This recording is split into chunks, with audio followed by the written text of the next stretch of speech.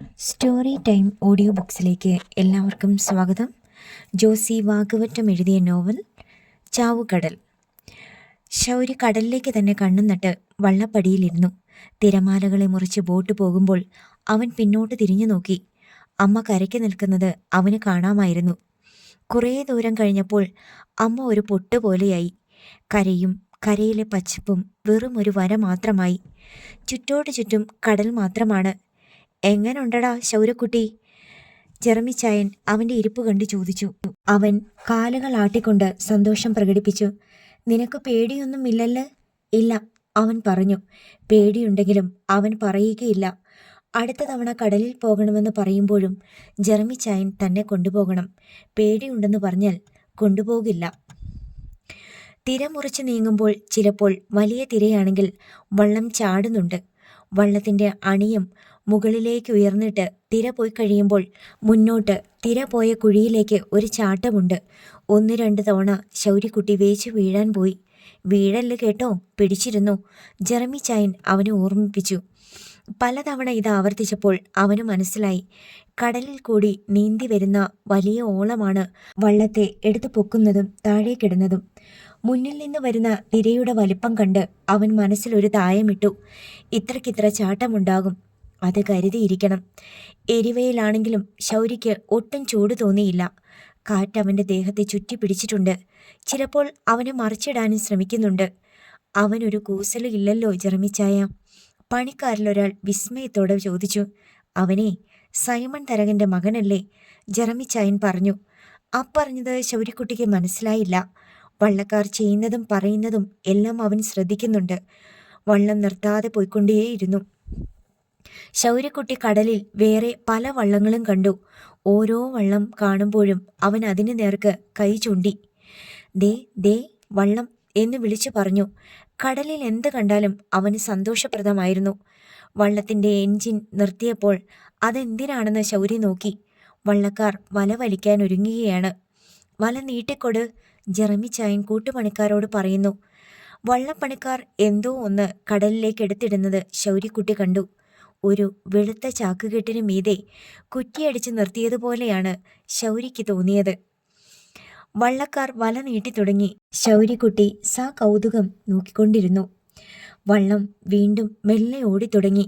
അത് നീങ്ങുന്നതിനിടയിൽ വലക്കള്ളിയിൽ നിന്ന് 3 പേർ നിന്ന് വലയഴിച്ച് കടലിലേക്കിടുകയാണ്. കടലിലിടുന്ന വല താണു പോകുന്നു. ശൗരിക്കുട്ടിക്കൊന്നും മനസ്സിലായില്ല. കടലിൽ വല കൊണ്ടു കളയാൻ വന്നതാണോ ഇവരെല്ലാം കൂടി? അവൻ ജെറമിച്ചായനെ തോണ്ടിയിട്ട് പറഞ്ഞു. പോയി, വല പോയി. അവൻ്റെ പരിഭ്രമം കണ്ട് വള്ളക്കാരെല്ലാം ചിരിച്ചു. എടാ ശൗരിക്കുട്ടി, അതൊക്കെ തിരിച്ചു വരും. കടലിലേക്ക് താണുപോയ വല തിരിച്ചു വരുമെന്നോ? അവൻ വല്ലായ്മയോടെ നോക്കിക്കൊണ്ടിരുന്നു. ഒടുവിൽ വലക്കള്ളി ഒഴിഞ്ഞു. അവിടെ വള്ളപ്പടിക്ക് താഴെ ചുറ്റിക്കെട്ടിയ ഒരു പ്ലാസ്റ്റിക് കയർ മാത്രമുണ്ട്. ബാക്കിയെല്ലാം കടലിൽ താണുപോയി. വള്ളപ്പണിക്കാർ കൂസലൊന്നുമില്ലാതെ ഇരുന്ന് വർത്തമാനം പറയുന്നു. ബീഡി വലിക്കുന്നു. വള്ളം നിർത്തിയിട്ടിരിക്കുന്നു. അത് വെറുതെ വെള്ളത്തിൽ കിടന്നിളകുന്നു. ചുറ്റും നീലക്കടൽ മാത്രം. ഇടയ്ക്കിടെ ദൂരെ കൂടി ബോട്ടുകളും വള്ളങ്ങളും നീങ്ങുന്നു. വള്ളത്തിലെ കന്നാസിൽ നിന്ന് ഒരാൾ ഒരു അലുമിനിയ കലത്തിലേക്ക് വെള്ളം ഒഴിക്കുന്നു. മറ്റൊരാൾ സ്റ്റൗ കത്തിച്ചു വെക്കുന്നു. അതിലേക്ക് ഒരാൾ അരി കഴുകിയിടുന്നു. ശൗരിക്ക് മനസ്സിലായി, വള്ളത്തിൽ ചോറ് വെക്കുകയാണ്. ഇനി വല പിടിക്കാം. 1/2 മണിക്കൂർ കഴിഞ്ഞ് വല നീട്ടിയിട്ട്, ജെറമിച്ചായൻ പറഞ്ഞു. പ്ലാസ്റ്റിക് കയറിനറ്റത്ത് പിടിച്ച് ഒരാൾ വലിക്കുകയാണ്. കടലിൽ നിന്ന് പ്ലാസ്റ്റിക് കയർ തിരിച്ചു വരുന്നു. കുറേ കയർ വലിച്ചു കഴിഞ്ഞപ്പോൾ അതിനോട് ചേർന്ന് വല പൊന്തി തുടങ്ങി. 2 പേർ ചേർന്ന് നിന്ന് വലയുടെ 2 അരികും പിടിച്ചു വലിച്ച് വലക്കള്ളിയിലേക്ക് കയറ്റുന്നു. മീനുണ്ടടാ ശാമുവലേ, മുന്നിൽ നിന്ന് വലിച്ചുകൊണ്ടിരുന്നവൻ വിളിച്ചു പറഞ്ഞു. ഇഞ്ചിൻ ഷാർട്ട് ചെയ്തോടാ. വള്ളത്തിൻ്റെ ഇഞ്ചിൻ സ്റ്റാർട്ടായി. വള്ളം പതിയെ വല നീട്ടിയിട്ട ദിക്കിലേക്ക് തന്നെ നീങ്ങി. അതിനൊപ്പിച്ച് വള്ളപ്പണിക്കാർ വല വലിച്ചുകൊണ്ടിരുന്നു. ജെറമിച്ചായനും മകൻ ടോണിക്കുട്ടനും കൂടി വലയിൽ ഉടക്കിക്കിടക്കുന്ന മീൻ പെറുക്കി കള്ളിയിലേക്ക് എറിയുന്നു. കള്ളിയിൽ തളം കെട്ടിയ വെള്ളത്തിൽ കിടന്ന് മീനുകൾ പിടയ്ക്കുന്നു. അയലയാ അയല. ഓരോ വലക്കണ്ണിയിലും ഓരോ മീൻ കുരുങ്ങിയ പോലെ അത്രയധികം മീനുകൾ. മീൻ പെറുക്കാൻ ഒരാൾ കൂടി വേണമായിരുന്നു. ശൗര്യക്കുട്ടിക്ക് കൂടി ചെന്ന് മീൻ പെറുക്കണമായിരുന്നു. ഞാനും വരട്ടെ? അവൻ ചോദിച്ചപ്പോൾ ജെറമിച്ചായൻ വിലക്കി. നിന്റെ കൈ മുറിയും, വേണ്ട. അയിലയുടെ കൂടെ പാരയും പരവയും കണമ്പും വലിയ മത്തിയും ഇടയ്ക്കിടെ ഉടക്കിക്കിടപ്പുണ്ടായിരുന്നു. ഞാൻ പറഞ്ഞില്ലേടാ, കുരുത്തമുള്ളവനായിവൻ, ശൗര്യക്കുട്ടിയെ നോക്കി ജെറമിച്ചായൻ പറഞ്ഞു. ശാമുവൽ പിടയ്ക്കുന്ന മീനുകളിൽ നിന്ന് കുറേ എണ്ണത്തിനെ പെറുക്കി ചരുവത്തിലിട്ട് വെട്ടി ചെതുമ്പലും വാലും തലയും കളഞ്ഞ് മുറിച്ച് കറിപ്പാത്രത്തിലിട്ട് ഉപ്പും പുളിയും മുളകുപൊടിയും ചേർത്ത് പെരട്ടി വെച്ചു. ചോറ് വെന്തപ്പോൾ അടച്ചു വാർത്ത ശേഷം കറിച്ചട്ടി സ്റ്റൗവിനു മീതെ വെച്ചു. എത്രയധികം വലിച്ചു പൊന്തിച്ചിട്ടും വല കടലിൽ ഇനിയും ബാക്കിയാണ്. അതായിരുന്നു ശൗര്യക്കുട്ടിക്ക് അത്ഭുതം. ഒരു മീൻ കള്ളി നിറയാറായി. ഒടുവിൽ വലയുടെ മറ്റേ അറ്റവും കണ്ടു. ഇനിയങ്ങോട്ട് പ്ലാസ്റ്റിക് കയർ മാത്രമേയുള്ളൂ. അതും വലക്കാർ വലിച്ചു കയറ്റി. ആദ്യം കടലിൽ എടുത്തിട്ട വെളുത്ത ചാക്ക് കെട്ടിന്മേൽ നാട്ടിയ കുറ്റിയും കയറിനറ്റവും ശൗര്യക്കുട്ടി കണ്ടു. അതും പണിക്കാർ പൊക്കിയെടുത്ത് വള്ളത്തിലിട്ടു. ഇനി വള്ളം മറ്റൊരിടത്തേക്ക് നീങ്ങുകയാണ്. എഞ്ചിന്റെ ഇരമ്പൽ വർദ്ധിച്ചു. വള്ളത്തിന്റെ വേഗം കൂടി. കുറേ ദൂരം പോയ ശേഷം വേഗത കുറഞ്ഞു. വെള്ളച്ചാക്കുകെട്ട് കുറ്റിയോടുകൂടി വള്ളപ്പണിക്കാർ എടുത്ത് കടലിലിട്ടു. വീണ്ടും വല നീട്ടാൻ തുടങ്ങി. വെയിലുകൊണ്ടും ദാഹം കൊണ്ടും ശൗര്യക്കുട്ടി വാടി തുടങ്ങിയിരുന്നു. അവന് ചോറ് കൊട് ശാമുവലെ, അത് കൊച്ചല്ലേ. ശാമുവൽ ഒരു പാത്രത്തിൽ ചോറ് വിളമ്പി. തിളയ്ക്കുന്ന മീൻ കറി വിളമ്പി. ശൗര്യക്കുട്ടിക്ക് വെള്ളം വേണമായിരുന്നു. അതും ശാമുവൽ ഒരു ഗ്ലാസ്സിൽ എടുത്തു കൊടുത്തു. ശൗര്യക്കുട്ടി വയറ് നിറച്ചുണ്ടു. മതിയാവോളം മീൻ കറി കൂട്ടി. ഇത്ര നല്ല മീൻകറി നിനക്ക് നിന്റെ അമ്മ വെച്ച് തന്നിട്ടുണ്ടോടാ എന്ന് ജെറമിച്ചായൻ ചോദിച്ചപ്പോൾ അവൻ ഹൃദ്യമായി ചിരിച്ചു. കടലിന്റെ നടുവിലിരുന്ന് കഴിച്ച ആ ചോറിന്റെയും മീൻകറിയുടെയും രുചി അവന്റെ നാവിൽ നിന്ന് ഒരിക്കലും മാഞ്ഞു പോയില്ല. രണ്ടാമതും വല നീട്ടിയ ശേഷം വള്ളപ്പണിക്കാർ ഇരുന്ന് ചോറുണ്ടു. ഊണും വിശ്രമവും കഴിഞ്ഞ് വല വലിച്ചു കയറ്റി. അപ്പോഴും വല നിറയെ മീനുണ്ടായിരുന്നു. മടക്കയാത്രയിൽ ശൗര്യക്കുട്ടി വലക്കണ്ണിയിൽ വലക്കൂമ്പാരത്തിന് മീതെ വിരിച്ച പ്ലാസ്റ്റിക് ഷീറ്റിൽ കിടന്ന് മയങ്ങിപ്പോയി. അവൻ ഉണരുമ്പോൾ വള്ളം കരയ്ക്കടുത്തെത്തിയിരുന്നു. ചെല്ലിക്കടപ്പുറവും വള്ളങ്ങളും ഷെഡുകളും തൻ്റെ അമ്മയുടെ കടയും അവൻ വള്ളത്തിലിരുന്നു കൊണ്ട് തന്നെ കണ്ടു. വള്ളം കരയ്ക്കടുത്തപ്പോഴേക്കും കോരുകാരെത്തി. അയല അയല, കോരുകാരിലൊരാൾ കരയിലേക്ക് നോക്കി വിളിച്ചു പറഞ്ഞു. വള്ളത്തിലുള്ളവർ കരയ്ക്കിറങ്ങി. ജെറമിച്ചായൻ ശൗര്യക്കുട്ടിയെ എടുത്തുകൊണ്ടുപോയി കരയ്ക്കിറക്കി വെച്ചു. ശൗര്യക്കുട്ടി കടയിലേക്ക് ഓടിപ്പോയി. ചെന്നപാടെ അവൻ എമിലിയെ കെട്ടിപ്പിടിച്ചു. അമ്മേ അമ്മേ, ഞാൻ എല്ലാം കണ്ട് ഒത്തിരി മീൻ പിടിച്ച്. നിനക്ക് വിശക്കുന്നില്ലേടാ? എമിലി അവൻ്റെ മുഖത്തും മുടിയിലും തലോടി. ഞാൻ കടലിൽ നിന്ന് ചോറുണ്ട് മീനും കൂട്ടി. ആഹാ, നിനക്ക് സന്തോഷായോടാ ശൗര്യക്കുട്ടി? കുഞ്ഞണ്ണ ചോദിച്ചു. ആ, സന്തോഷമായി, അവൻ മറുപടിയും പറഞ്ഞു. ഇത്രയും കൊച്ചിലെ കടലിൽ പോയ ഒരാൾ പോലും ഈ കടപ്പുറത്ത് കാണത്തില്ല, കുഞ്ഞണ്ണ അഭിപ്രായപ്പെട്ടു. ഒരു കടപ്പുറത്തും കാണത്തില്ല, എമിലി അതിനോട് കൂട്ടിച്ചേർത്ത് വെച്ചു. എന്നാലും അവൻ്റെ ഒരു ധൈര്യം. കുഞ്ഞണ്ണ മൂക്കത്ത് വിരൽ വെച്ചു. കാലത്ത് മുതൽ വൈകുന്നേരം വരെ കടലിൽ പോയേച്ച് വന്നേക്കണ്. എന്നിട്ടൊരു കൂസലുണ്ടോന്ന് നോക്കിയേ എമിലി. ഒരു വലിയ കപ്പലോട്ടം നടത്തി ജയിച്ചു വന്ന കപ്പിത്താനെ പോലെ ശൗര്യക്കുട്ടി കടപ്പുറത്ത് തലങ്ങും വിലങ്ങും നടന്നു. ഇപ്പോൾ അവന് കരയെ മാത്രമല്ല കടലിനെയും അറിയാം. രണ്ടും അവൻ്റെ രാജ്യമാണ്. സന്ധ്യയ്ക്ക് തൊട്ടു മുമ്പ് ജെറമിച്ചായൻ എമിലിയുടെ കടയിലേക്ക് ഒരു സഞ്ചിയും തൂക്കിപ്പിടിച്ച് കയറി വന്നു. അവനെ കൊണ്ട് വല്ല ശല്യവും ഉണ്ടായോ ജെറമിച്ചായ? അവൻ ഛർദ്ദിച്ചോ? എമിലി സങ്കോചത്തോടെ തിരക്കി. ഒരു ശല്യവും ഉണ്ടായില്ല അവനെക്കൊണ്ട്. അവൻ അസൽ മുക്കുവനല്ലേ. അവൻ കടലിൽ നിന്ന് വാരും. എമിലി നോക്കിക്കോ, കരയ്ക്കുള്ള മണ്ണല്ലേ എല്ലാവരും നുള്ളി കീറി പങ്കിട്ട് വേലിയും അതിലും കെട്ടിവെച്ചിട്ടുള്ളൂ. കടലി ആരുടെയും തറവാട്ട് സ്വത്തല്ലേ, എല്ലാവർക്കും സ്വന്തമാ കടല്. ശൗര്യക്കുട്ടി വാരിക്കൊണ്ടുവരും എമിലി മുത്തും പൊന്നും. ജെറമിച്ചായൻ്റെ നാക്ക് പൊന്നാവട്ടെ, എമിലി സന്തോഷത്തോടെ പറഞ്ഞു. അവൻ വളർന്നു വന്നോട്ട്, നിന്റെ വിഷമങ്ങളൊക്കെ തീരും. അനന്തരം ജെറമിച്ചായൻ 400 രൂപയെടുത്ത് എമിലിയെ ഏൽപ്പിച്ചു. ഇതെന്താണിത്? എമിലി കണ്ണുമിഴിച്ചു. ശൗര്യക്കുട്ടിയുടെ പങ്ക്. ശൗര്യക്കുട്ടിയുടെ പങ്കാ? ജെറമിച്ചായൻ കളിയാക്കുക? അവനെ കൂടെ കടലിൽ കൊണ്ടുപോയതിന് ഞാൻ അങ്ങടല്ലേ എന്തെങ്കിലും തരേണ്ടത്? എടി പെണ്ണെ, കടലിപ്പണിക്ക് പോകുമ്പോൾ ഞങ്ങൾക്കൊരു ന്യായമുണ്ട്. വള്ളത്തിൽ എത്ര പേരുണ്ടോ അത്ര പേർക്കും പങ്കാ. അവർ പണിയെടുത്താ ചുമ്മാ ഇരുന്നോ വലുതോ ചെറുതോ ഒന്നും നോക്കിയിട്ടില്ല. അത് വെച്ചു അവൻ്റെ കൈനീട്ടമാണെന്ന് കരുതിയാൽ മതി. എമിലിയുടെ കണ്ണ് നിറഞ്ഞുപോയി. 3.5 വയസ്സുള്ള തൻ്റെ മകൻ കടലിൽ പോയി പണിയെടുത്ത ശമ്പളം. അവനുണ്ടായിരുന്ന കൊണ്ട് ഞങ്ങൾക്ക് വള്ളം നിറച്ച് മീൻ കിട്ടി.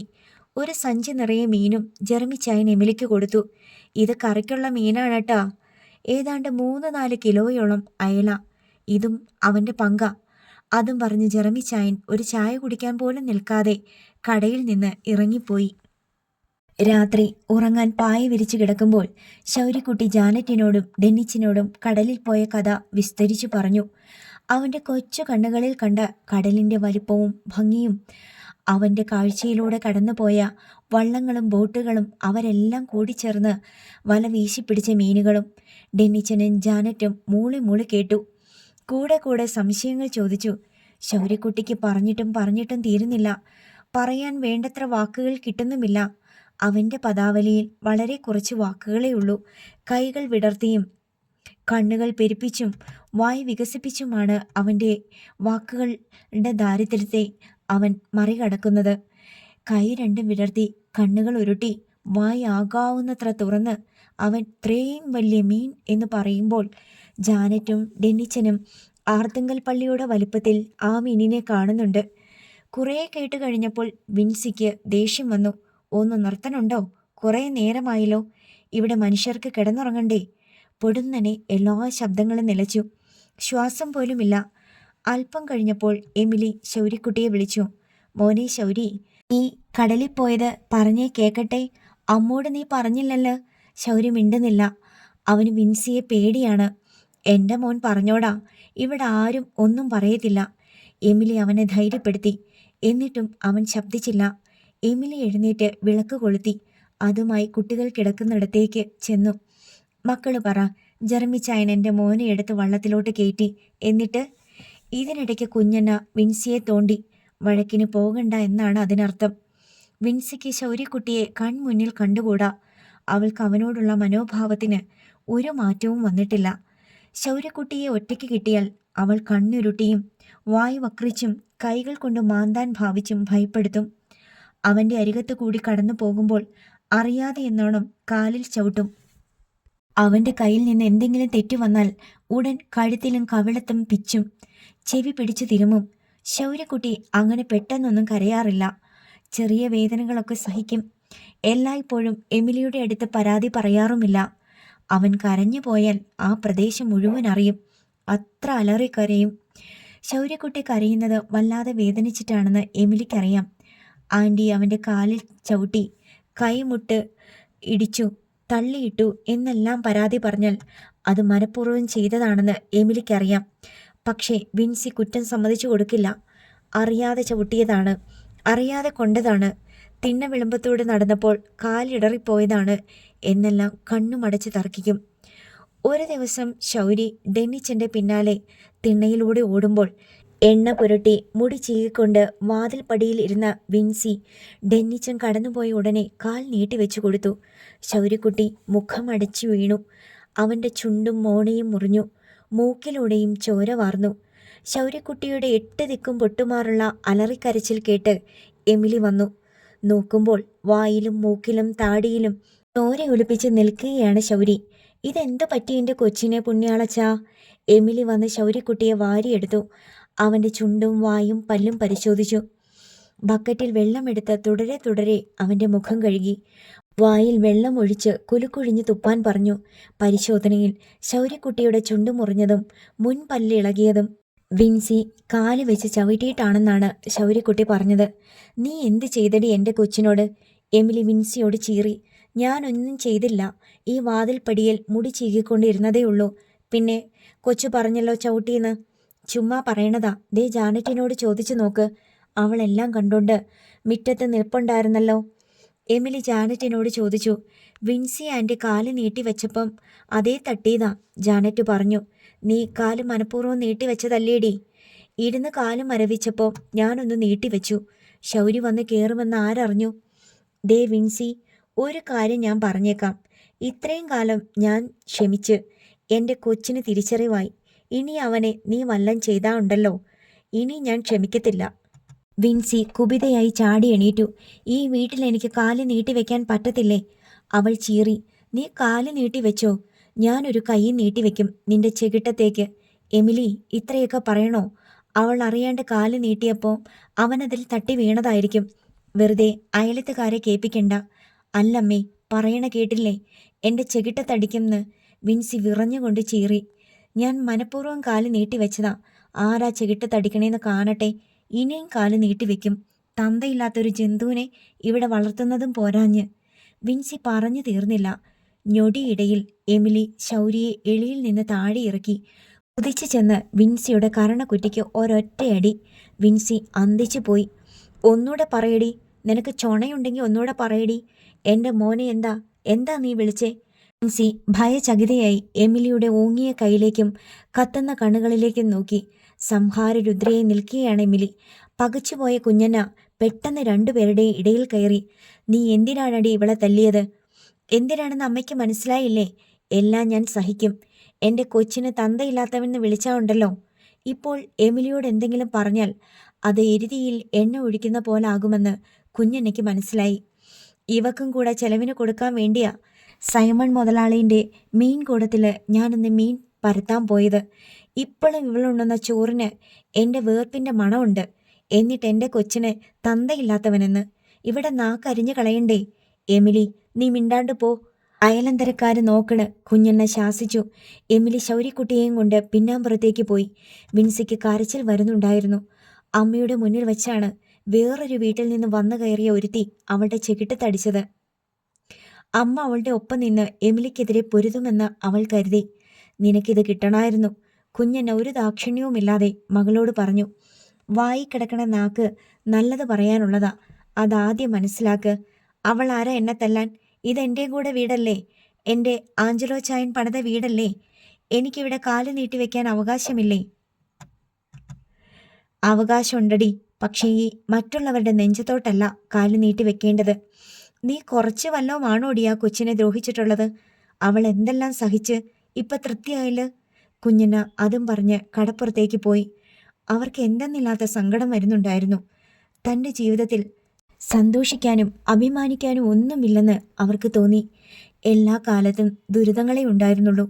കാട്ടൂർ കടപ്പുറത്തെ തരകന്മാരുടെ കുടുംബത്തിലാണ് ജനിച്ചതും വളർന്നതും. അപ്പൻ അന്തം വിട്ട കുടിക്കാരനായിരുന്നതുകൊണ്ട് ഉണ്ടായിരുന്ന വീടും പുരയിടവുമെല്ലാം കുഞ്ഞണ്ണയ്ക്ക് ഓർമ്മ വയ്ക്കുന്നതിന് മുമ്പ് തന്നെ വിറ്റുതുലച്ചു. കല്യാണം കഴിഞ്ഞപ്പോൾ കരുതി ഭർത്താവിനോടൊപ്പം ജീവിതത്തിൻ്റെ സുവർണകാലം വരുമെന്ന്. ഓർക്കാപ്പുറത്ത് വിധവയാകാനായിരുന്നു ദുര്യോഗം.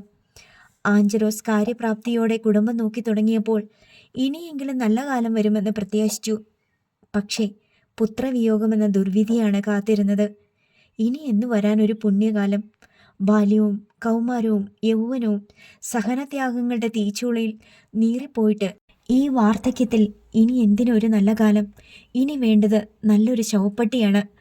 മിണ്ടാപ്രാണിയുടെ കണ്ണിൽ നിന്നെന്ന പോലെ കുഞ്ഞന്നയുടെ കണ്ണിൽ നിന്ന് ഒരു നീർച്ചാൽ മടിച്ച് മടിച്ച് ഒലിച്ചിറങ്ങി ചുക്കിച്ചുളിഞ്ഞ കവിളത്ത് അലിഞ്ഞു ചേർന്നു. കടപ്പുറത്ത് തിക്കും തിരക്കും ബഹളവും. മീൻ വണ്ടികൾ വരുന്നു, ഐസ് വണ്ടികൾ വരുന്നു. കടപ്പുറത്ത് ഡസൻ കണക്കിന് കുട്ടകളിൽ നിറച്ചുവെച്ച മീനിന് തരകൻ്റെ ആളുകൾ ലേലം വിളിക്കുന്നു. ചില വണ്ടികൾ മീൻ കയറ്റി പോകുന്നു. കടലിൽ നിന്ന് വള്ളങ്ങൾ മീനുമായി പാഞ്ഞ് എത്തുന്നു. കടപ്പുറത്ത് നിന്ന് നേരിട്ട് വീടുകളിലേക്കും ഹോട്ടലുകളിലേക്കും മീൻ വാങ്ങാനെത്തിയവർ വില പേശുന്നു. ആകെ കൂടി ബഹളമയമാണ് കടപ്പുറം. സൈമൺ തരകൻ്റെ കാർ കടപ്പുറം റോഡിലൂടെ ഒഴുകി വന്ന് തെങ്ങിൻ തണലിൽ നിന്നു. സൈമൺ തരകനെ കൂടാതെ എൽസമ്മയും ഡാൻഡസും കൂടി കാറിൽ നിന്നിറങ്ങി. സൈമൺ തരകൻ മീൻ ലേലം നടക്കുന്നിടത്തേക്ക് നീങ്ങി. ആളുകൾ ഭവ്യതയോടെ അയാൾക്ക് വഴിമാറിക്കൊടുത്തു. എൽസമ്മയും ഡാൻഡസും കാറിനരികിൽ തന്നെ നിന്നു. വീർപ്പിച്ച ബലൂൺ നൂലിൽ കെട്ടി പട്ടം പോലെ പറപ്പിച്ച് കടപ്പുറത്തുകൂടി ഓടിക്കളിക്കുകയായിരുന്നു ഡെന്നിച്ചനും ശൗര്യക്കുട്ടിയും. കാറിനരികത്തുകൂടി ഓടുമ്പോൾ ശൗര്യക്കുട്ടിയുടെ ബലൂൺ സൈമൺ തരകൻ്റെ കാറിന് മുകളിൽ ഉയർന്നു നിന്ന ആന്റിന കേബിളിൽ കുരുങ്ങി. നൂൽ അവൻ്റെ കയ്യിൽ നിന്ന് വിട്ടുപോയി. ശൗര്യക്കുട്ടി ചുറ്റും നോക്കി. ആരും ശ്രദ്ധിക്കുന്നില്ല. എൽസമ്മയും ഡാൻഡസും കാറിൻ്റെ പിൻഭാഗത്ത് കടപ്പുറത്തെ ബഹളങ്ങളിലേക്ക് നോക്കി നിൽക്കുകയാണ്. ശൗര്യക്കുട്ടി കാറിൻ്റെ ബോണറ്റിലൂടെ പിടിച്ചു കയറി. ബോണറ്റിന് നല്ല ചൂട്. അവൻ ആന്റിനയിൽ കുരുങ്ങിയ നൂൽ വിടർത്തിയെടുക്കാൻ കുറേ പാടുപെട്ടു. തലയ്ക്ക് ഒരടി കിട്ടിയപ്പോൾ അവൻ ഞെട്ടി തലതിരിച്ചു. പുറകിൽ അജാനുബാഹുവായ ഒരാൾ കൈയൊങ്ങി നിൽക്കുന്നു. അടുത്തയടി അവൻ്റെ മുഖത്തായിരുന്നു. ശൗര്യക്കുട്ടി കാറിൻ്റെ ബോണറ്റിന് മുകളിൽ നിന്ന് താഴെ വീണുപോയി. വീണത് എവിടെയാണെന്നോ എന്താണ് സംഭവിക്കുന്നതെന്നോ അവന് മനസ്സിലായില്ല. അടി കിട്ടിയപ്പോൾ തന്നെ അവൻ്റെ കണ്ണും ചെവിയും അടഞ്ഞു പോയിരുന്നു. നിലത്ത് വീണ ശൗര്യയെ സൈമൺ തരകൻ അവൻ്റെ മഞ്ഞ ബനിയനിൽ കുത്തിപ്പിടിച്ച് മേലോട്ട് പൊക്കിക്കൊണ്ടമറി. കാറിൻ്റെ മേലെ കയറി കളിക്കുന്നോടാ നായിൻ്റെ മോനെ. സൈമൺ തരകന് അവൻ്റെ തലയടിച്ച് തകർക്കണമെന്നുണ്ടായിരുന്നു. പക്ഷേ ഇടത് കൈയിൽ സാമാന്യം വലിയ ഒരു അറയ്ക്ക നെയ്മീൻ തൂക്കിപ്പിടിച്ചിരുന്നു. കാറിൻ്റെ ഡിക്കി തുറന്ന് അതിനകത്തുള്ള ബക്കറ്റിലേക്ക് അതിനെ വയ്ക്കാൻ വരുമ്പോഴാണ് സൈമൺ തരകൻ ആ കാഴ്ച കണ്ടത്. ഒരു ചെക്കൻ കാറിൻ്റെ ബോണറ്റിനു മീതെ കയറി നിന്ന് ആന്റിനയിൽ കുരുങ്ങിയ ബലൂൺ പിടിക്കാൻ ശ്രമിക്കുന്നു. കാരക്കാട് സൈമൺ തരകൻ്റെ കാറിന് മീതെ കടപ്പുറത്തെ ഏതോ നികൃഷ്ട ജീവി. കടപ്പുറത്തുള്ള മിക്കവരും സൈമൺ തരകനെയും വെളുത്ത മദാമയെപ്പോലെ ഇരിക്കുന്ന എൽസമ്മയെയും ശ്രദ്ധിക്കുന്നുണ്ടായിരുന്നു. അപ്പോഴാണ് ഈ ദൃശ്യം അവരുടെ കണ്ണിൽപ്പെട്ടത്. ഒരു നായ്ക്കുട്ടി എന്ന പോലെ ശൗര്യയെ തൂക്കിയെടുത്ത് ആക്രോശിക്കുകയാണ് സൈമൺ തരകൻ. ഇതാരുടെ സന്തതിയാണ്ടാ ഈ പട്ടിയുടെ മോൻ? പെട്ടെന്ന് ആളുകൾ ചുറ്റും കൂടി. എല്ലാവരും സ്തബ്ധരായി നിൽക്കുകയാണ്. ആരുടെ മകനാണെന്നാ ചോദിച്ചേ? ഇവന് തന്തയും തള്ളേ ഇല്ലേ? ശൗര്യക്കുട്ടിയെ എല്ലാവർക്കും അറിയാം. അവൻ ആരുടെ മകനാണെന്നും എങ്ങനെ ജനിച്ചതാണെന്നും. പക്ഷേ അത് സൈമൺ തരകനോട് പറയാനുള്ള ധൈര്യമില്ല. ഇതിനിടയിൽ ഡെന്നിച്ചൻ ചായക്കടയിൽ ഓടിയെത്തിയിരുന്നു. അവൻ പേടിച്ചിരണ്ട് എമിലിയെ ചെന്ന് വിളിച്ചിട്ട് കടപ്പുറത്തേക്ക് കൈ ചൂണ്ടി. വായുവിൽ ഒരു മഞ്ഞ നിറം കണ്ടതും എമിലി ഒറ്റ കുതിപ്പിന് കാറിനടുത്തെത്തി. ഈ ജന്തുവിൻ്റെ തന്തയും തള്ളയും ഇവിടെ എങ്ങും ഇല്ലേടാ? സൈമൺ തരകൻ ഒരിക്കൽ കൂടി ഗർജിച്ചു. അവന് താഴെ വെക്ക്. ഒരു പെണ്ണിൻ്റെ കൽപ്പന കേട്ട് സൈമൺ തരകൻ തോളിനു മീതെ കൂടി തല ചരിച്ചു നോക്കി. എമിലി സംഹാരരുദ്രയെപ്പോലെ നിൽക്കുന്നു. അവനെ താഴെ വെക്കാനാ പറഞ്ഞത്. അവൾ ഒന്നുകൂടി ഒച്ചയെടുത്ത് ചീറി. സൈമൺ തരകൻ സ്തംഭിച്ചു നിൽക്കുകയാണ്. കടപ്പുറത്തെ ജനങ്ങൾ മുഴുവൻ കാൺകെ ഇങ്ങനെയൊരു രംഗം അയാൾ ആഗ്രഹിച്ചതല്ല. ഇവൻ്റെ തന്ത ആരെന്നറിയണമല്ലേ? എമിലിയുടെ കത്തുന്ന കണ്ണുകളിൽ നിന്ന് തീപ്പൊരി ചിതറി. കാരക്കാട്ട് സൈമൺ തരകന ഇവൻ്റെ തന്ത. കടപ്പുറം മുഴുവൻ കേൾക്കുകയായിരുന്നു എമിലിയുടെ പ്രഖ്യാപനം. കടൽ കരയിലേക്ക് ഇരമ്പിക്കയറി വന്നുവെന്നും കാൽച്ചുവട്ടിലെ മണ്ണ് മുഴുവൻ തിരവലിവിൽ ഊർന്നുപോയെന്നും സൈമൺ തരകന് തോന്നി. അറയ്ക്കുന്ന ഒരു ജീവിയെ അറിയാതെ തൊട്ടതുപോലെ അയാൾ ശൗര്യക്കുട്ടിയെ പെട്ടെന്ന് താഴെ വെച്ചു. ശൗര്യയ്ക്ക് ശ്വാസവും ശബ്ദവും കാഴ്ചയും കിട്ടി. എമിലി ശൗര്യക്കുട്ടിയുടെ അടുത്തേക്ക് ഓടിച്ചെന്നു. അവനെ വാരിയെടുത്ത മുഖത്തേക്ക് നോക്കി. അവൻ്റെ മൂക്കിൽ കൂടി ചോര വരുന്നുണ്ടായിരുന്നു. അടിയേറ്റ കവിൾത്തടം കരിവാളിച്ചു. ഒരു കണ്ണ് കലങ്ങി ചുവപ്പ് നിറമായി. എൽസമ്മയുടെ കൈ പിടിച്ച് ആശ്ചര്യത്തോടെ എല്ലാം നോക്കിക്കൊണ്ടു നിന്ന കുഞ്ഞു ഡാൻഡസിന്റെ നേർക്ക് കൈ ചൂണ്ടിക്കൊണ്ട് എമിലി തൊണ്ട പൊട്ടി ചോദിച്ചു, അവനോടിങ്ങനെ ചെയ്താൽ നിങ്ങൾ സഹിക്കുമോ? അവനും ഇവനും തമ്മി നിങ്ങൾക്ക് എന്നാ വ്യത്യാസം? എമിലിയുടെ ചോദ്യത്തിന് ഉത്തരമുണ്ടായില്ല. സൈമൺ തരകന് വേണമെങ്കിൽ ശൗര്യക്കുട്ടിയിന്മേലുള്ള പിതൃത്വം നിഷേധിക്കാം. പക്ഷേ കടപ്പുറത്തുകാർക്കെല്ലാം അറിയാം അവൻ സൈമൺ തരകന്റെ പുത്രനാണെന്ന്. എന്നു മാത്രമല്ല, താൻ നിഷേധിച്ചാൽ എമിലി ഇനി എന്തൊക്കെ വിളിച്ചു പറയുമെന്നും അറിഞ്ഞുകൂടാ. കൊച്ചിൻ്റെ മുഖം അടിച്ചു പൊട്ടിച്ചിരിക്കുന്നു. എമിലി ശൗര്യയുടെ കവിൾത്തടങ്ങളും നെറ്റിയും തലോടി. മനുഷ്യനായിട്ട് ജനിച്ച ആരെങ്കിലും ചെയ്യണ പണിയാണോ ഇത്? എൽസമ്മ നാണക്കേടിൻ്റെ ചളിക്കുളത്തിൽ പുതഞ്ഞു നിൽക്കുകയാണ്. എമിലിയുടെ സമീപം നിൽക്കുന്ന കുട്ടിയെ എൽസമ്മ നോക്കി. തൻ്റെ ഭർത്താവിൻ്റെ മകൻ. എമിലിയിലേക്കും എൽസമ്മയുടെ കണ്ണുകൾ പാഞ്ഞു. എന്ത് കണ്ടിട്ടാണ് തൻ്റെ ഭർത്താവ് ഇവളെ പണിക്ക് വിളിപ്പിച്ച് മീൻ കൂടത്തിലിട്ട് ബലാത്കാരം ചെയ്തത്? ആ വേഴ്ചയും അതിൽ നിന്ന് ജനിച്ച സന്തതിയും ഇപ്പോൾ ചെല്ലിക്കടപ്പുറത്ത് അനാവരണം ചെയ്യപ്പെടുമ്പോൾ തൻ്റെയും തൻ്റെ മക്കളുടെയും സ്ഥാനവും പദവിയുമാണ് നാണക്കേടിൻ്റെ വഴുവഴുത്ത ചെളിയിൽ കിടന്നിഴയുന്നതെന്ന് എൽസമ്മ തിരിച്ചറിഞ്ഞു. ഇതുപോലൊരു അപമാനം ഒരു ഭാര്യയ്ക്കും ഉണ്ടാകാനില്ല. ചെല്ലിക്കടപ്പുറത്തെ എല്ലാ കണ്ണുകളും തൻ്റെ മേലാണെന്ന് എൽസമ്മയ്ക്ക് തോന്നി. ആൾക്കൂട്ടത്തിൻ്റെ നടുവിൽ നഗ്നയാക്കപ്പെടുക എന്നാൽ വസ്ത്രങ്ങൾ വലിച്ചു കീറി കളയുന്നതല്ല എന്ന് അവൾക്ക് മനസ്സിലായി. വസ്ത്രമില്ലെങ്കിൽ കൈകൊണ്ടെങ്കിലും മറയ്ക്കാം. ഈ നഗ്നതയെ എന്തുകൊണ്ട് മറയ്ക്കും? എൽസമ്മ ഡാൻഡസിനെയും കൊണ്ട് കാറിൽ കയറി ഇരുന്ന് ഡോർ അടച്ചു. പക്ഷേ ഡാൻഡസിന് അത് തീരെ ഇഷ്ടപ്പെട്ടില്ല. അവന് പുറത്തിറങ്ങണം. ഒരിക്കലുമില്ലാത്ത വിധം അവൻ അക്രമാസക്തനായി. കാറിനുള്ളിൽ അവനെ അടക്കി വെക്കാൻ ശ്രമിച്ച എൽസമ്മയെ അവൻ പല്ലും നഖവും കൊണ്ട് എതിർത്തു. മറുവശത്ത് ഡോർ തുറന്ന് അവൻ കാറിന് വെളിയിൽ ചാടി. അവന് അനന്തര സംഭവങ്ങൾ കണ്ടേ മതിയാകൂ. പപ്പ കാറിനടുത്തേക്ക് വരുന്നതും ബോണറ്റിനു മീതെ ബലൂൺ എടുക്കാൻ കയറിയ കുട്ടിയെ പപ്പ തല്ലുന്നതും തൂക്കിയെടുത്ത് കുടയുന്നതും അവൻ കണ്ടതാണ്. അപ്പോഴാണ് ഒരു സ്ത്രീ എവിടെ നിന്നോ ഓടി വന്ന് അവൻ്റെ പപ്പയെ വെല്ലുവിളിക്കുന്ന മട്ടിൽ സംസാരിച്ചത്. അതോടെ അവൻ്റെ പപ്പ ആ കുട്ടിയെ വിട്ടുകളഞ്ഞു. കഥയുടെ ബാക്കി ഭാഗം കൂടി അവന് കണ്ടേ മതിയാവൂ. ആ സ്ത്രീ തൻ്റെ പപ്പയെ വല്ലതും ചെയ്ത് കളയുമോ, അതോ തൻ്റെ പപ്പ ആ സ്ത്രീയെ അടിക്കുമോ? അവൻ കാറിൽ നിന്ന് ഇറങ്ങി നോക്കുമ്പോൾ ആ സ്ത്രീ കാറിനു മീതെ കയറിയ കുട്ടിയെ തൊട്ട് തലോടി സമാധാനിപ്പിക്കുകയാണ്. അടി കിട്ടിയിട്ടും താഴെ വീണ് ദേഹം മുഴുവൻ മണ്ണ് പുരണ്ടിട്ടും അവൻ്റെ മുഖത്ത് ചോര ഇഴുകിയിട്ടും അവൻ കരയുന്നില്ല. അവൻ എന്തുകൊണ്ടാണ് കരയാത്തത്? കരയാൻ അവൻ അറിഞ്ഞുകൂടെ? അവൻ്റെ ബലൂൺ ഇപ്പോഴും കാറിന് മുകളിൽ തന്നെയുണ്ട്. പപ്പ എന്തുകൊണ്ടാണ് അത് എടുത്തു കൊടുക്കാത്തത്? എമിലി സങ്കടം സഹിക്കവയ്യാതെ ശൗര്യക്കുട്ടിയെ പിടിച്ച് സൈമൺ തരകൻ്റെ മുമ്പിലേക്ക് നീക്കി നിർത്തിയിട്ട് നിലവിളിക്കും പോലെ പറഞ്ഞു, കൊല്ലണമെങ്കിൽ ഇപ്പം തന്നെ കൊന്നുകളഞ്ഞേക്ക്. ജനിപ്പിച്ച ആളിൻ്റെ കൈകൊണ്ട് തന്നെ കൊന്നേക്ക്. സൈമൺ തരകൻ തൻ്റെ മുൻപിൽ നിൽക്കുന്ന 4 വയസ്സ് തികയാത്ത കുട്ടിയെ നോക്കി. കടപ്പുറത്തെ മീൻകൂടത്തിൽ അട്ടിയടുക്കിയ ഉളുമ്പ് നാറുന്ന മീൻകുട്ടകൾക്കിടയിൽ ഒരു ഉച്ചതിരിഞ്ഞ വേനലിൽ തൻ്റെ 2-4 നിമിഷത്തെ ഇന്ദ്രിയ സുഖത്തിൽ നിന്ന് ജന്മം കൊണ്ടവൻ, തൻ്റെ കുടുംബത്തിൻ്റെ അസ്ഥിവാരത്തിന് ചുവട്ടിൽ ഒരു തെരുവ് നായയെപ്പോലെ സൈമൺ തരകൻ്റെ മകൻ എന്ന പേരണിഞ്ഞു കിടക്കുന്നവൻ, ഇവനാണ് തൻ്റെ യശസ്സിനും കീർത്തിക്കും കളങ്കം ചാർത്തിക്കൊണ്ട് പിറന്നു വീണ അസുരവിത്ത്. ഇപ്പോൾ ഈ ചെല്ലിക്കടപ്പുറത്ത് സകല മനുഷ്യരും വട്ടമിട്ട് നോക്കി നിൽക്കെ പരസ്യമായി പ്രഖ്യാപിക്കപ്പെട്ടിരിക്കുന്നു, ഇവൻ തൻ്റെ മകനാണെന്ന്. കാലിൽ പിടിച്ച് തൂക്കിയെറിഞ്ഞാൽ കടലിൽ വീഴാവുന്നതേയുള്ളൂ ഈ കൃമി. പക്ഷേ കടപ്പുറത്ത് കൂടിയ പുരുഷാരത്തിന് മുൻപിൽ സൈമൺ തരകൻ നിസ്സഹായനായി പോയി. ഇതും അവൻ്റെ കയ്യിലാണുള്ളതെന്നും താൻ നിരായുധനാണെന്നും സൈമൺ തരകന് തോന്നി. സൈമൺ തരകൻ ഒരക്ഷരം മിണ്ടാനില്ലാതെ നാണം കെട്ട് തിരിച്ചുപോയി എന്ന് പിന്നീട് ചെല്ലിക്കടപ്പുറത്തുകാർ പറയാതിരിക്കാൻ വേണ്ടി മാത്രം അയാൾ ശൗര്യയുടെ നേർക്ക് ഭ എന്നൊരാട്ടാട്ടി. ശൗര്യയ്ക്ക് ആദ്യം ഒരു ഉൾപ്പേടി തോന്നിയെങ്കിലും പാളി നോക്കിയപ്പോൾ അമ്മ ഉശിരോടെ പിന്നിൽ നിൽക്കുന്നത് കണ്ട് ധൈര്യമായി. കാറിൽ വന്ന ആ വലിയ മനുഷ്യനെ അവൻ ആദ്യമായിട്ട് കാണുകയായിരുന്നു. അയാൾക്ക് തന്നെ കാറിന് മീതെ നിന്ന് അടിച്ചു വീഴ്ത്താൻ കഴിഞ്ഞു. പക്ഷേ അമ്മയുടെ മുൻപിൽ അയാൾ തോറ്റുപോയതുപോലെയാണ് ശൗര്യയ്ക്ക് തോന്നിയത്. അമ്മ അയാളുടെ നേർക്ക് കൈ ചൂണ്ടി വിളിച്ചു പറഞ്ഞതിൻ്റെ ഒന്നും അർത്ഥം അവന് മനസ്സിലായില്ല. എങ്കിലും അമ്മയോട് എതിരിടാൻ അയാൾക്ക് ധൈര്യമില്ലെന്നുള്ളതിന് അവൻ ദൃക്സാക്ഷിയായി. സൈമൺ തരകൻ ഇടത് കൈയിൽ തൂക്കി പിടിച്ചിരുന്ന ഏകദേശം 6 കിലോ തൂക്കം വരുന്ന നെയ്മീൻ എങ്ങോട്ടെന്നില്ലാതെ വലിച്ചെറിഞ്ഞിട്ട് കാറിൽ കയറി ഡോർ ആഞ്ഞടച്ചു. ഡാൻഡസിനെ പോലും അയാൾ കണ്ടില്ല.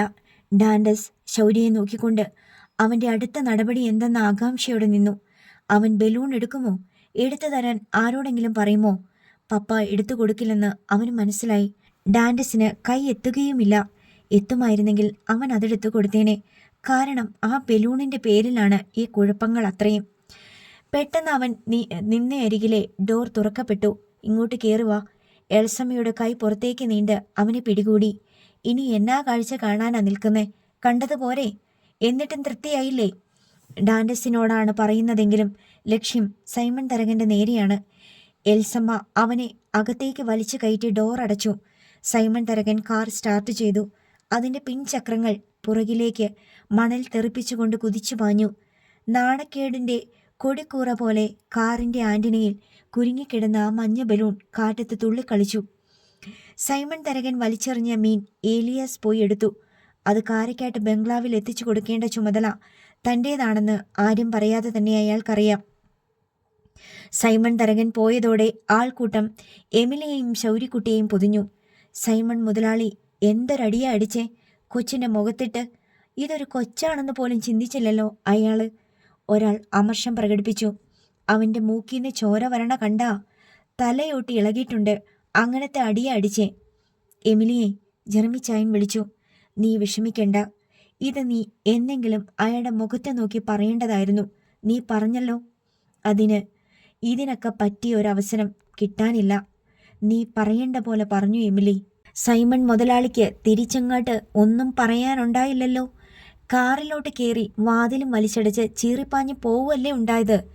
എമിലി ആരെയും നോക്കിയില്ല, ആരോടും ഒന്നും പറഞ്ഞില്ല. ഈ പുരുഷാരത്തിനെ അവൾക്ക് വിശ്വാസമില്ല. ഇതേ ആളുകളാണ് അവളെ അവഹേളിച്ചിട്ടുള്ളതും ഒറ്റപ്പെടുത്തിയതും.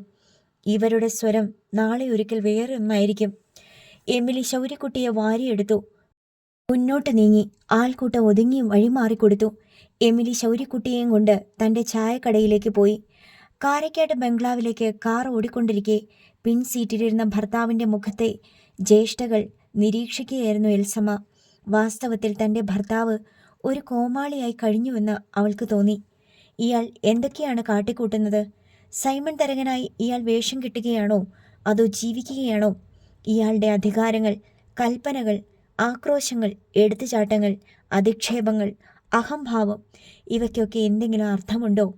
ആരെങ്കിലും ഇയാളെ സ്നേഹിക്കുന്നുണ്ടോ? ബഹുമാനിക്കുന്നുണ്ടോ? അനുസരിക്കുന്നുണ്ടോ? മതമിളകി ഒരു കാട്ടുപോത്ത് കടപ്പുറത്ത് പാഞ്ഞു നടക്കുന്നു, അമർന്നു, കുത്തിമറിക്കുന്നു. മനഃപൂർവ്വം കയറ്റിവെച്ചതാ എൻ്റെ കാറിൻ്റെ മീതെ, എന്നെ താറടിച്ച് കാണിക്കാൻ വേണ്ടി. സൈമൺ തരകൻ ആരോടൊന്നില്ലാതെ പുലമ്പി. മനഃപൂർവ്വം ആര് ചെയ്തെന്നാ? ഞാൻ ആരെയും കണ്ടില്ല. ബലൂൺ കുരുങ്ങിയപ്പോ ആ ചെക്കൻ എടുക്കാൻ കയറിയതാ. എൻ്റെ കാറിൻ്റെ മേലെ മാത്രമേ അവൻ്റെ ബലൂൺ കുരുങ്ങത്തുള്ളോ? ചിലപ്പോ അങ്ങനെയൊക്കെ സംഭവിക്കും. അതിനു പിറകിൽ ഒരു നിയോഗത്തിൻ്റെ കയ്യൊപ്പുണ്ടെന്ന മട്ടിൽ എൽസമ്മ തറപ്പിച്ചു പറഞ്ഞു. അവള് പറഞ്ഞ കേട്ടില്ലായിരുന്നോ? ആ കൊച്ചിനെ എടുത്ത് പൊക്കി പിടിച്ചിട്ട് കാരക്കാട്ട് സൈമൺ തരകൻ്റെ മകനാണെന്ന്. അപ്പോൾ വായി കിടന്ന നാക്ക് എവിടെ പോയി? കണ്ടില്ലല്ലോ. ഒരക്ഷരം മിണ്ടാൻ പറ്റിയോ? ഇല്ലല്ലോ. സ്റ്റിയറിംഗ് വീലിൽ സൈമൺ തരകൻ്റെ പിടുത്തം മുറുകി. വെള്ളിക്കടപ്പുറം മുഴുവൻ കേട്ടു സൈമൺ തരകൻ്റെ മകൻ. എല്ലാവരും കണ്ണു നിറയെ കാണുകയും ചെയ്തു. സൈമൺ തരകൻ്റെ മകൻ ഏതാണെന്നും ആരാണെന്നും. ഭൂ, മിണ്ടാതടി ശവമേ. പുറകോട്ട് പാളി നോക്കി സൈമൺ തരകൻ ചീറി. ഞാൻ മിണ്ടും. ഞാൻ മിണ്ടിയില്ലെങ്കിൽ പിന്നെ ആർക്കാ മിണ്ടാൻ അവകാശം? ചെല്ലിക്കടപ്പുറത്ത് നാണം കെട്ടത് നിങ്ങളല്ല, ഞാനും എൻ്റെ മോനുമാ. ആ ചെക്കൻ സൈമൺ തരകൻ്റെ മകനായപ്പോൾ ഞാനും എൻ്റെ മോനും ആരായി? ഇതിൻ്റെയൊക്കെ കണക്ക് ഞാൻ തീർത്തോളാം. സൈമൺ തരകൻ കടപ്പല്ല് ഞെരിച്ചു. നിങ്ങളിനി ഒരു കണക്കും തീർക്കാൻ പോകണ്ട. ആ പെണ്ണിനെയും അവളുടെ മോനെയും തൊട്ടാ നിങ്ങളുടെ കൈ ഇനിയും നാറും. അവർക്കെതിരെ നിങ്ങൾ എന്ത് ചെയ്താലും ഈ കാരക്കാട്ട് കുടുംബം മുഴുവൻ നാറും, ഞാനും എൻ്റെ മോനും ഉൾപ്പെടെ. സൈമൺ തരകൻ തല തിരിച്ച് ഭാര്യയെ വീണ്ടും ഉഗ്രമായി നോക്കി. അവരെ വെറുതെ വിട്ടേക്കുന്നതാ ബുദ്ധി. വല്ല നിവർത്തി ഉണ്ടെങ്കിൽ ചെല്ലിക്കടപ്പുറത്തോട്ട് പോവാണ്ടിരിക്കെ. ഏജന്റന്മാരുണ്ടല്ലോ, പിന്നെന്തിനാ പോണേ? നിങ്ങൾ എപ്പോൾ കാല് കുത്തിയാലും ആളുകൾ ആ ചെക്കനെയും നിങ്ങളെയും ഓർക്കും, എന്നെയും എൻ്റെ മോനെയും ഓർക്കും. അവരുള്ളുകൊണ്ട് ചിരിക്കും. സന്തോഷിച്ചിട്ടാണോ? അല്ല, പരിഹാസം കൊണ്ട്. ഇന്നും ഈ ആഴ്ച മുഴുവനും കടപ്പുറത്തുകാർക്ക് പറഞ്ഞു ചിരിക്കാനുള്ള വക ഉണ്ടാക്കി കൊടുത്തിട്ടുണ്ടല്ലോ. അതുപോരെ? സൈമൺ തരകന് ആ കാർ എവിടെയെങ്കിലും കൊണ്ടുപോയി ഇടിച്ചു തകർക്കണമെന്ന് തോന്നിപ്പോയി. അവൻ ജീവിച്ചിരുന്ന ഇനിയുള്ള കാലം മുഴുവൻ എനിക്ക് പാരയാ. അവനെ ഞാൻ വെച്ച് പൊറപ്പിക്കണോ എൻ്റെ കടപ്പുറത്ത്? വിത്ത് വിതയ്ക്കുമ്പോൾ ഓർക്കണം, അത് പൊട്ടിമുളച്ച് വലിയ മരമായിട്ട് വളർന്നു പടരുമെന്ന്. ഇപ്പോഴല്ല ഓർക്കേണ്ടത്. സൈമൺ തരകൻ സഡൻ ബ്രേക്ക് ഇട്ടു. എൽസമ്മയും ഡാൻഡസും മുൻ സീറ്റിൽ ചെന്നിടിച്ചു. ഇറങ്ങടി കാറേന്ന് സൈമൺ തരകൻ ചീറി. എൽസമ്മയും ഡാൻഡസും ഇറങ്ങി. നീ അങ്ങ് നടന്നു വന്നാ മതി. കലി പൂണ്ട് അയാൾ കാർ ഓടിച്ചു പോയി. അടുത്ത ഭാഗം നാളെ.